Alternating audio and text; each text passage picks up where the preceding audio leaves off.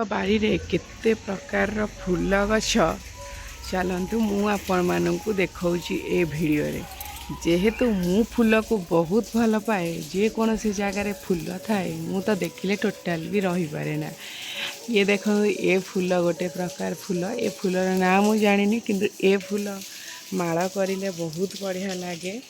देख आर आउ गोटे कलर भी अच्छी येलो कलर ये भरा हरा पूरा भरपूर हो फूल आठी गोटे पिंक कलर मंदार नानी सब फूल तोड़िकी नहीं अलरेडी पूजा करने। देखो ये गोटे प्रकार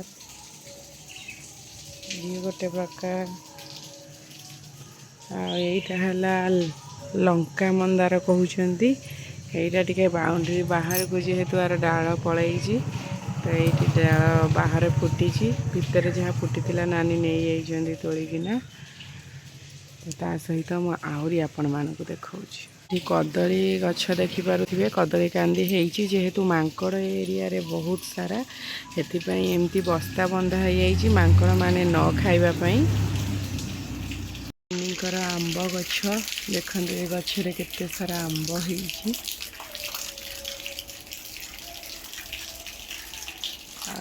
आईटा तो नॉर्मल डरगर गछ आई गोटे नाली मंदार फुटी मंदार तो समस्त बाड़ी रे प्राय थी। नाली फूलर एटा है येलो कलर जेहेतु खरा पड़ुची केते सुंदर देखा ना। ये गचरे है बहुत सारा कंटा कंटारे हाथ गुड़ा पूरा केमती चिरी होगला ये देखिपे बहुत सारा कंटा है गछ केते सारा कंटा। এইটা হলা गोटे प्रकार फूल এইটা হলা माँ लक्ष्मी अति प्रिय फूल और गोटे येलो कलर भी ये फुटुची ये मंजी है ये सब मंजी मु नेबी बोली मु बुली बुली संग्रह करुँची नानी बाड़ी रे कौन सब फूल गचर मंजी अच्छी। ये देखो आउ गोटे कदली कांदी पड़ी यहाँ टिके बड़ हेले बंधा हो आधे बस्ता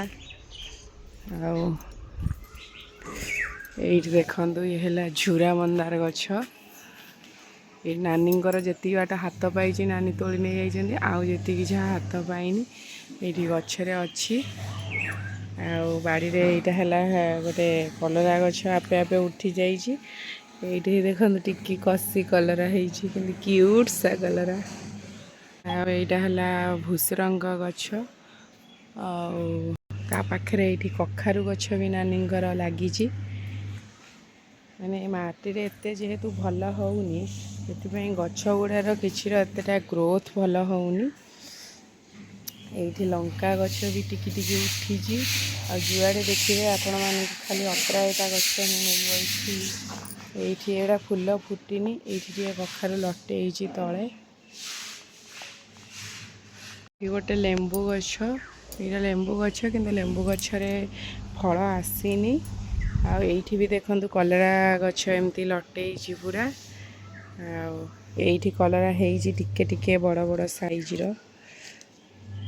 मांकड़ आखिरे जदि पइला ये भी रहीबनी ये आउ भी हेजी ये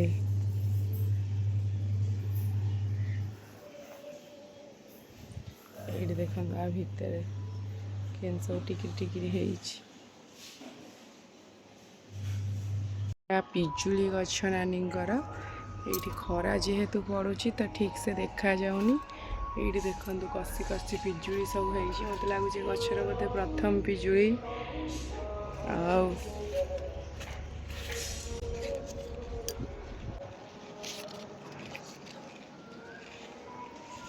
ये गोटे पेंथा है आउ गोटे जिनस सबुठारु मो पाई बहुत इंटरेस्टिंग जिनस यही फूल गछ पाई मु पूरा पागल थी कारण ये फूल गछ मु कलिकतारू आर गोटे मंजी आनी तो ମୋ ପାଖରେ ଥିଲା ମୁଁ ସମସ୍ତଙ୍କୁ ସେୟାର କରିଦେଇଥିଲି ମଞ୍ଜି। ଆଉ ତାପରେ ମୋ ପାଖରେ ଏବେ ଯେହେତୁ ଗଛ ନାହିଁ ଦୀର୍ଘ 3-4 ବର୍ଷ ହେଲାଣି ମୁଁ ବହୁତ ଏଇ ଫୁଲ ଗଛ ସନ୍ଧାନରେ ଥିଲି। ତ ଯେହେତୁ ନାନୀଙ୍କ ବାରିରେ ଏ ଫୁଲ ଦେଖିଲି ମୋତେ ଏତେ ଖୁସି ଲାଗିଲା ଆଉ କହିବାର ନାହିଁ। ତ ମୁଁ ନାନୀଙ୍କି କହିଦେଇଛି କି ନାନୀ ଆର ମଞ୍ଜି ମୋ ପାଇଁ ରଖିଥିବେ ଯେମିତି ହେଲେ। ଆଉ ଏଇଟା ଦେଖନ୍ତୁ କେତେ ସାରା ଫୁଲ ଫୁଟିଛି। ଏଥିରେ ମଞ୍ଜି ହେଇଛି ଯେହେତୁ ମଞ୍ଜି ଶୁଖିନି ତ ନାନୀ କହିଛନ୍ତି ରଖିବେ ବୋଲି। ତ ମୁଁ ବହୁତ ଖୋଜିଛି ଏଇ ଗଛକୁ, ଯାହା ହଉ ଭଗବାନ ମୋ ଡାକ ଶୁଣିଛନ୍ତି। କେଉଁଠି ନା କେଉଁଠି ମୋତେ ଆଣିକି ମୋ ଫୁଲ ଗଛ ପାଖରେ ପହଞ୍ଚେଇ ଦେଇଛନ୍ତି। ଯେଉଁମାନେ ଫୁଲ ପାଇଁ ପୁରା ପାଗଳ ଥିବେ ସେଇମାନଙ୍କୁ ଜଣାଥିବ ଯେ ଯେତେବେଳେ ଯେଉଁ ଫୁଲ ଗଛ ଖୋଜୁଥିବେ ମିଳିଗଲେ କେତେ ଶାନ୍ତି ଲାଗେ ମନକୁ। ୱାଓ,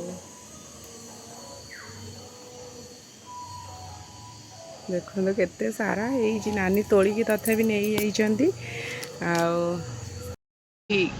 ଦେଖନ୍ତୁ ଗେଟ୍ ଭିତରେ ଅଛି ନିମ୍ବ ଗଛ ଆଉ ବେଲ ଗଛ। ଏଇ ବର୍ଷ ଲିମ୍ବ ଗଛଟା ହଣା ହେଇଯାଇଛି ଆଉ ଯେହେତୁ ଛାଇ ହେଉଥିଲା ବହୁତ ସେଥିପାଇଁ। ଆଉ ଏଇଠି ଦେଖନ୍ତୁ ବେଲ ଗଛରେ କେତେ ସାରା ବେଲ ହେଇଛି ଆଉ ପତ୍ର ବି କଅଁଳିଛି ବହୁତ ସୁନ୍ଦର ଭାବରେ। ମୁଁ ତ ଦେଖେଇଦେଲି ମୋ ନାନୀଙ୍କ ବାରିରେ କ'ଣ ସବୁ ଗଛ ଥିଲା। ଏଇଟା ବୋଧେ ଚମ୍ପା ଫୁଲ ଗଛ। ଯେହେତୁ ଏଠି ଭଲକିରି ଖରା ଏତେ ପଡ଼ୁନି ତା ସହିତ ମାଟିଟା ଟିକେ ଏତେ ଭଲ ନାହିଁ ବୋଲି ସେଥିପାଇଁ କୌଣସି ଫୁଲ ଗଛ ଏତେ ମାନେ ଭଲ ଗ୍ରୋଥ୍ କରିପାରୁନି। ଏଇଟା କେଉଁ ଗଛ ଆପଣମାନେ ଯଦି ଜାଣିଥିବେ ନିହାତି ଭାବରେ କମେଣ୍ଟ କରିକିନା ମୋତେ ଜଣେଇବେ। ଏ ଗଛ ପୂଜା ବି ହୁଏ। ଆଉ